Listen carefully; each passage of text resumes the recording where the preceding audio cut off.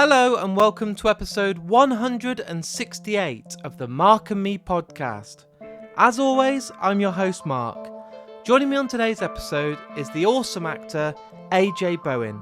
You'll know him for films such as I Trapped the Devil, the absolute unbelievable horror You're Next, which I believe is one of the most underrated horrors out there, the absolute classic, and I mean this, The Guest, one of my favourite films in the last 10 years, an unbelievable film. And we get to sit down today and talk all about his brand new film, Night Drive. The interview is fantastic, and as always, we will get to it in just a couple of minutes' time. And I can say this now, AJ Bowen has one of the best voices in the world for podcasting. He puts me to shame. But as always, let's use the start of this episode to touch base and talk about the last episode. I was joined by the amazing Tim Blake Nelson, an absolute icon and one of the best actors out there. As always, the response was amazing, and thank you so much to everyone that tuned in, and honestly, it means the absolute world. But today is about AJ Bowen, and I can't wait to share this interview with you. I think the best thing to do right now is to get straight to it. So here's me and AJ talking all things film.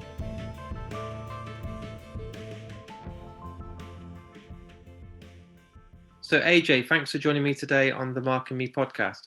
Thanks for having me. AJ, what I wanted to do today for anyone that's tuning in for maybe the first time and discovering your work is, where was it or when was it that you discovered you had this love for film? Was it at a very young age, maybe watching films with the family, or was it later on in life? It was definitely early. It was a huge part of my childhood. And it was something that growing up, like in the deep South of the United States, into like a military family, a pretty conservative family, it didn't ever seem like something that I was gonna be able to do as a job. I didn't think that that was, what people did. And specifically when it comes to like horror, I mention it because I think that there's a tendency sometimes with people that act in horror films, they didn't necessarily grow up on them. They didn't necessarily love them. I mean, they love making movies but for me, I was always fascinated by horror, and it was sort of a dream, like I wasn't allowed to watch a lot of it. So I'd have to sneak it at my best friend's house, still my best friend, but his parents were a bit more lax. And so most of the initial classics that I saw were sleeping over at his place because I knew at like the age of 10 that his mother would let us watch Halloween.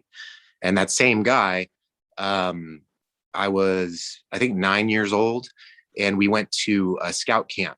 I grew up in Georgia, and we went to a scout camp, and it was a place called Camp Daniel Morgan.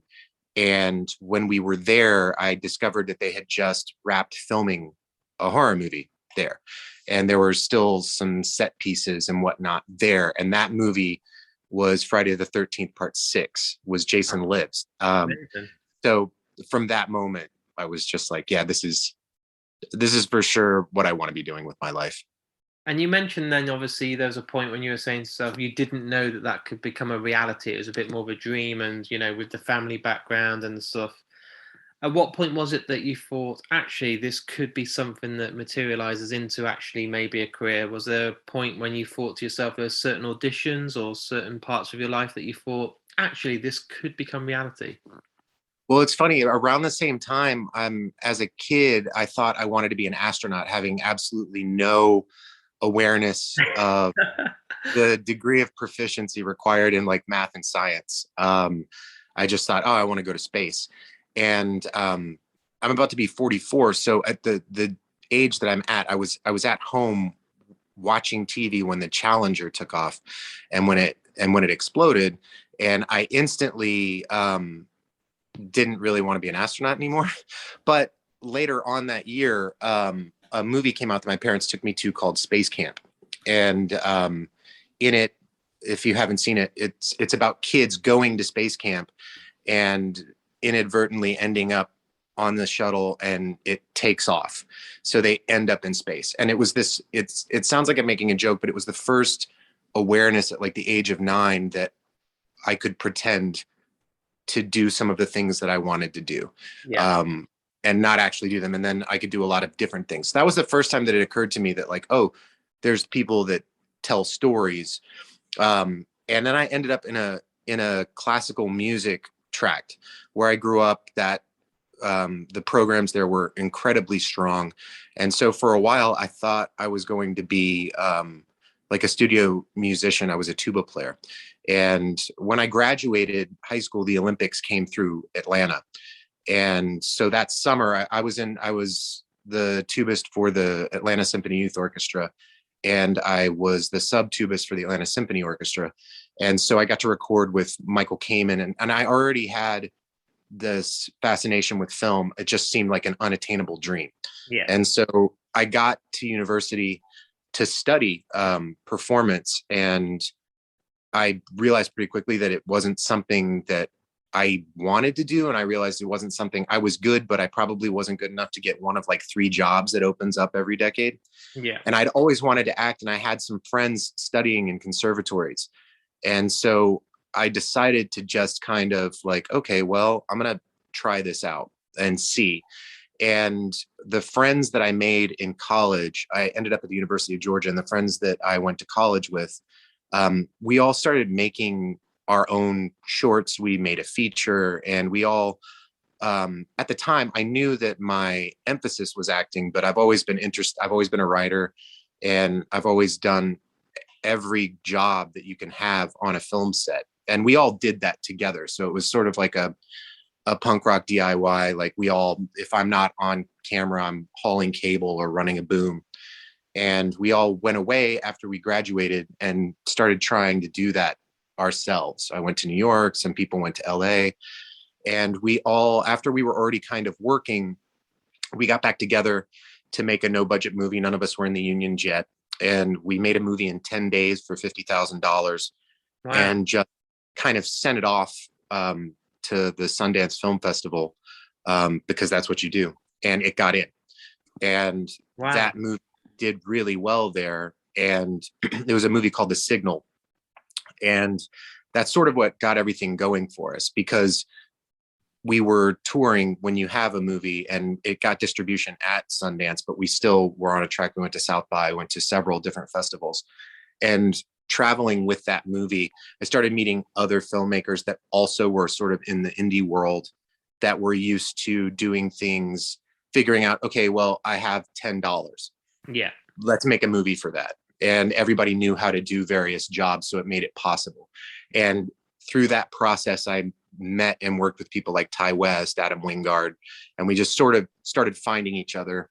And then separately, those guys' careers started building, and we'd work on everybody's. Like when we did Your Next, obviously, like half the cast were, specifically mostly filmmakers behind camera. And, like with me, I have a background in improv comedy. And so it's sort of that dirty word, mumblecore, whatever the hell that means. It just meant that we would get together and tell a story and be prepared to sort of go off script. And we kind of did that for a while, but it became tougher once some of the filmmakers like Adam started making, Godzilla versus King Kong. It made it a little trickier to go back and make our $60,000 movies. But that's sort of, and then I looked up one day and I was in my mid-40s. And I was like, oh, I guess this is what I did. It's crazy how quick it goes, isn't it? You blink and you're suddenly there. And you've been involved in some great horrors. I mean, I like a low-budget film that basically becomes a cult film. That's some of my favorites. So when you mentioned Your Next, I thought that was an absolutely incredible film. But also the Hatchet films, I absolutely love them. There's something about them that's about a beer and pizza, sit down on a Saturday night, and they'll just entertain you. And over those few years, you had The House of the Dead, A Horrible Way to Die, Hatchet 2, Your Next. They're some of the best sort of cult films that I still revisit all the time now. Thank you. And it's funny, someone asked me, because sometimes it can seem like some of the things that get attributed or spoken about can seem like they're coming from the filmmakers, but they're just not. So I got this sort of reputation for being in kind of high art. I hate the term, but like elevated horror, atmospheric, elevated. That sounds like really pretentious, super important. And I was already making those movies. And the reason I was making them was because they were what was available. And also I wanted to work with those people. And I do have that sensibility. I love horror from the 70s. And at the same time, I also really love slasher movies from the 80s. I mean, Friday the 13th is my favorite franchise, and Jason Lives is like top 5 movie all time. And like we're including like Citizen Kane in that list for me. Like it's still up there. I love it. And so when Adam Green called me and asked me, a couple of my friends were like, "What are you doing a Hatchet movie?" And I was like, "Are you kidding? Kane Hodder's going to kill me in a movie." And I get to work with Candyman, and I get to work with Danny Harris, who is the same age as me. So when I was fascinated with horror and really wishing I could do it, I saw her when I was 11 years old in Halloween 4. So all of that, I was just like, it's a no-brainer. Like, why wouldn't I go and get my head chopped off by Kane? It's just like a dream come true. Yeah, I'm jealous. Just when you say it out loud, I'm like, that is the most fun you'll probably ever. I don't think you'll ever top that now. No, it was amazing. And then we all took a chartered flight to New Orleans for a couple of days. So that was just a trip. It was wild to have like R.A., who played Leatherface, to have us all walking down Bourbon Street in New Orleans. It was a trip. One of those moments where you have to pinch yourself and say, is this really happening? If you could tell yourself when you were like 12 years old that you'd be doing this. Yeah, absolutely. And you were involved in one of my favorite films of the last 20 years, The Guest. I think that holds up now as absolute classic. I think I'm so excited that it's being re-released again in a special edition here, and people are going to start to see this film, because for me, it's like, it feels like a John Carpenter film with the soundtrack, but it's got all the elements of the old classics. And for me, it came from nowhere. People now absolutely love it and are now discovering it. But it must have been incredible to be part of that and playing the part of Austin. Well, what was funny about it is that the former 2 movies that those guys made, I'd worked on, and I was like the lead in A Horrible Way to Die, which was so wildly different than You're Next, and part of why those were so different is that we went to the Toronto Film Festival with A Horrible Way to Die, which is just, I love it. It's one of my favorite movies that I've worked on. But it's grim. Not the sort of thing, you're talking about like pizza and beer cinema. It's definitely not that. No. It's more like it gets done and people go out. It's more like quiet introspection, depressed cinema. And we saw the response when we were at Toronto that Insidious was getting. And it occurred to those guys, they were like, well, what if we made a movie that when people got done with it, there was a catharsis that was there. They were like, they thought it was fun, more like a roller coaster. So that's what happened. That's one of the driving forces behind making You're Next. And with both of those movies, the writer, Simon, the first one, we kind of threw the dialogue out the window, and because Amy and Joe and I were so used to being writers and doing improv, we took the structure and then we just started playing around with it, and it was really experimental. And with You're Next, there was the character that I played in You're Next. He sort of pieces out like halfway through the movie, and I was reading the script and I was like, wait, where did he go? Like, I thought I was like the male lead. Where did this guy go? And then I saw, at the end of the movie, suddenly there's an like 8-9 page monologue where this character explains the entire film, what was going on for the audience.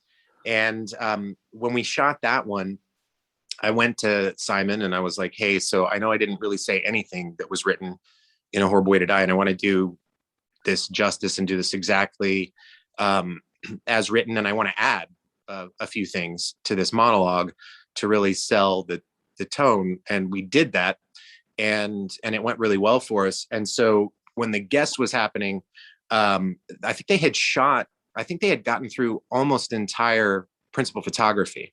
Yeah. And they had, I think what happened with them with that one was they were like, okay, well, there's this B plot with this company and we need some sort of explanation. Oh yeah, AJ will come in and he can explain them. He can explain things for the audience on a walk and talk. And so they called me and we're like, hey, you want to come in? We're doing pickups to like sort of structure the film. And because they knew that I would just come in and drop a monologue of explanation. And so that's what ended up happening. And it was crazy because when we did that one, I had just marathoned the TV show Fringe. And so Lance Reddick was on my mind, and I had no idea that I was going to be doing exclusively discussing with Lance Reddick. And so when I showed up on set and I saw him, I almost shit myself. And and I boned the first take with that because it's a walk and talk. and I'm supposed to be explaining to him what's going on. And he's awesome. He's wonderful. Yeah. And we're doing it, and we get done, and it's a beat where he flips around to say something to me. And I realized that I was completely fanboying out and in the take. And I was just kind of staring at him like, oh my God, it's Lance Reddick. He's so handsome. He's so charming. And it caused him to be like, what the hell is this guy looking at me like this? Look away, kid. Yeah. It's like, what are you doing? And it boned the take. So we had to do it again. I was like, I'm so sorry, Lance. I texted my wife right before this take and told her that I was on screen with you, and it's crazy.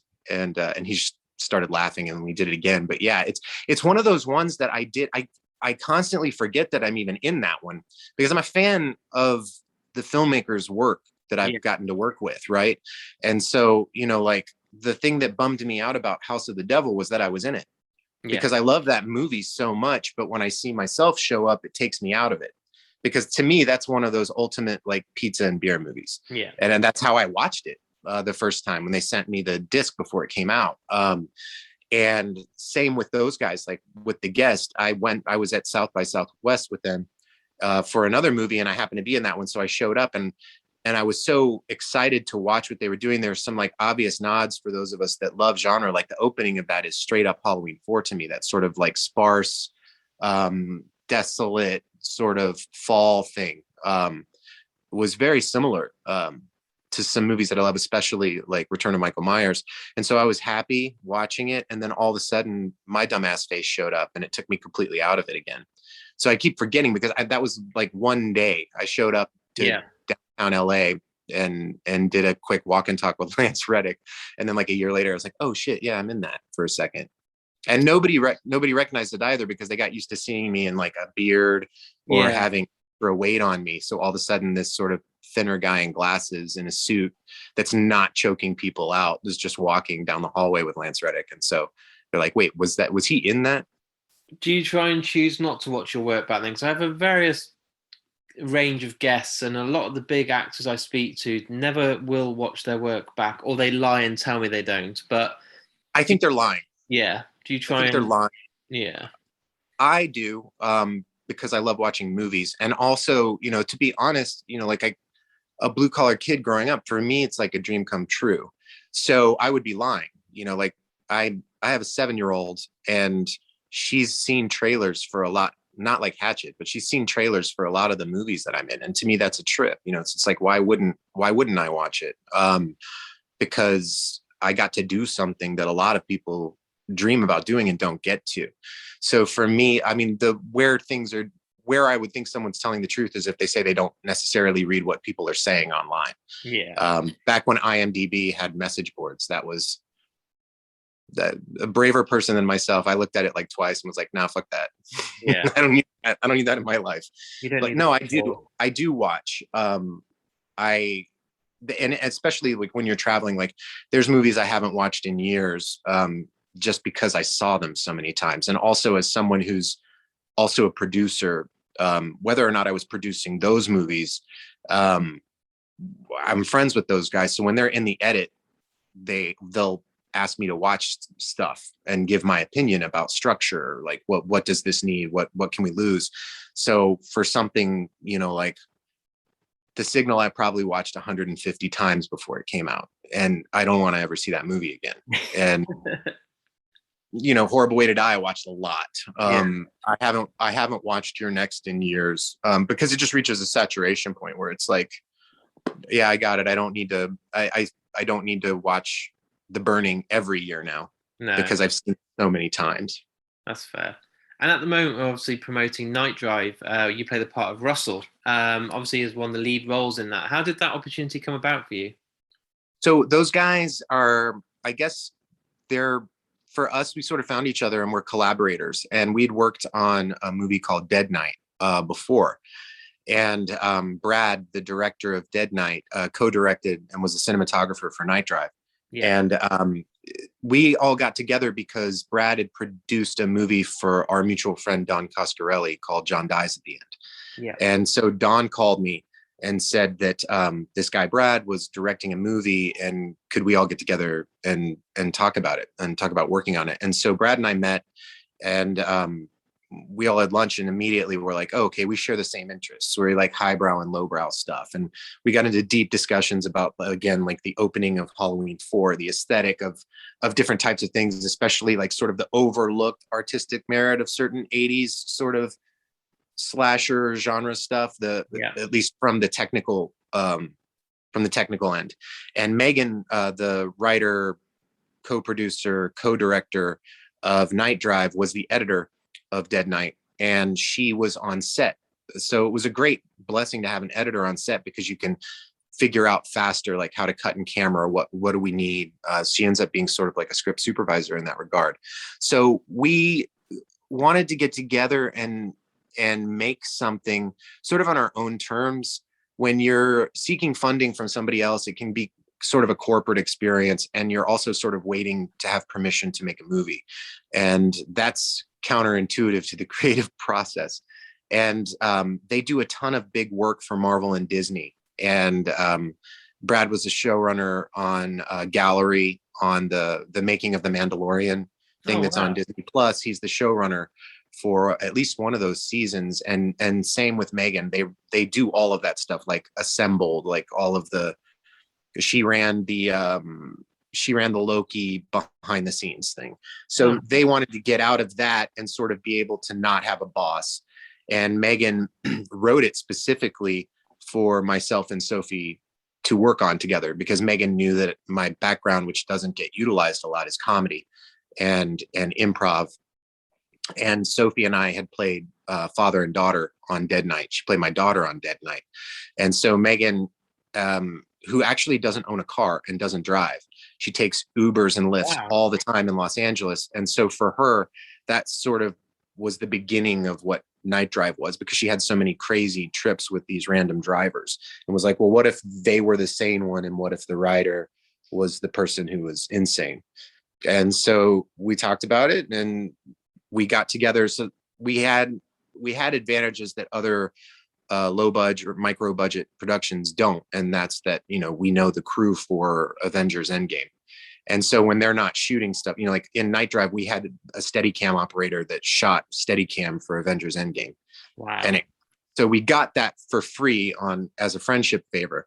So what we wanted to do was, okay, well, yeah, anybody can make a micro, but how can we make it look like a really polished movie? If you saw it, like usually we spend a lot of time inside the car on that one. And a lot of times in modern cinema, there's so little room. So what ends up happening is usually the person on camera is just sort of whipping back and forth, sort of shaky cam, handheld. And we really wanted to sort of lock off, sort of still make it look like a really polished visuals first piece of cinema, because that's really important to us. Otherwise it's a play. And we care a lot about the visual element, especially wanting to make a movie in Los Angeles that feels like where Los Angeles is a character, because we all live here. So that's sort of how we all got together, and we kept experimenting with rigs on the camera, because there's a ton of practical driving.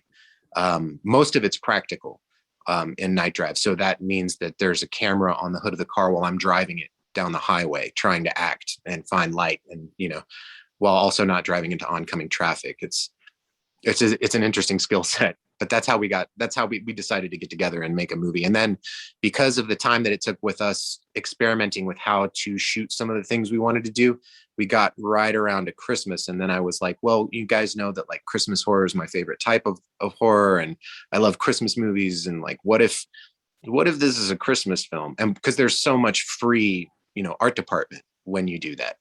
So I was like, what about Shane Black? And so we talked about it and sort of like nudged things in the direction to make it a Christmas movie.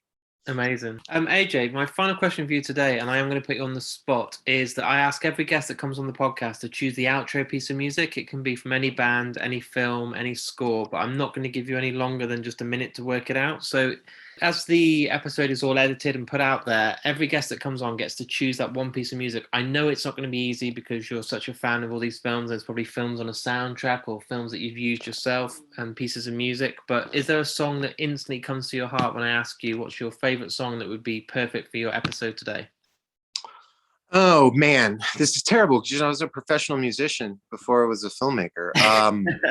Do you mean music from the movies? No, any song in the whole world that you want. It's never good for a musician to have to try and decide, but it can be music by the Beatles. It could be anyone you want, but a song that you love.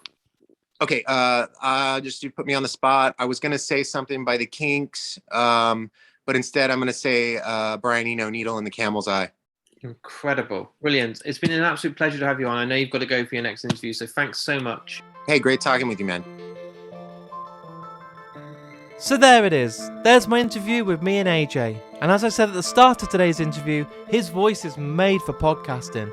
My God, I absolutely adore it. And hey, he might be listening back right now and think, do you know what? He's got a point, and he might start his own podcast. But in the meantime, if you want to come back, AJ, please do, because I feel like we've got so much more to talk about, and it was an absolute pleasure to have you on today's episode.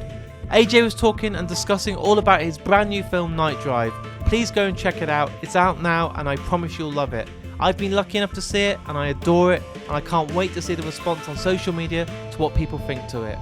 If you're new to Mark and Me, I just want to say now that all my episodes are free, and they'll always remain free. You can listen to them on Amazon Music, Spotify, Apple Podcasts, Podomatic, and all the streaming channels that I can host them on. I'm not ever going to charge for the podcast, and they're all available now. There's over 168 interviews waiting for you right now, and I truly believe I have a guest for everyone. If you've really enjoyed today's episode, please share it. I say it on every episode because it's crucial to getting the name out there. It costs nothing to do and is literally the touch of a button. You can share it on your Facebook, your Instagram, or your Twitter, and I see everyone doing this, and I really do appreciate it. So thanks for everyone that does that, and keep on doing it, because it really does bring a whole new audience to the podcast. And if you really want to support the podcast, I do have a Patreon. This is something that means a lot to me personally. It means from you guys supporting me at home and saying thank you for the podcast, for maybe just £1 a month or a little more if you want, you can win some incredible prizes and support me in doing what I do. Thanks to my amazing sponsors of the podcast, Last Exit to Nowhere t-shirts and Vice Press, you can go out there and win some incredible t-shirts and posters each and every week for supporting me on the podcast. Things aren't slowing down, and as October was one of my busiest months and most successful months, I can't wait to go into November and bring you even more. I want to say a massive thank you to everyone that supported me, and I'll be back in only a few days' time with a brand new episode. So until then, please look after yourself, take care, and I'll speak to you all soon.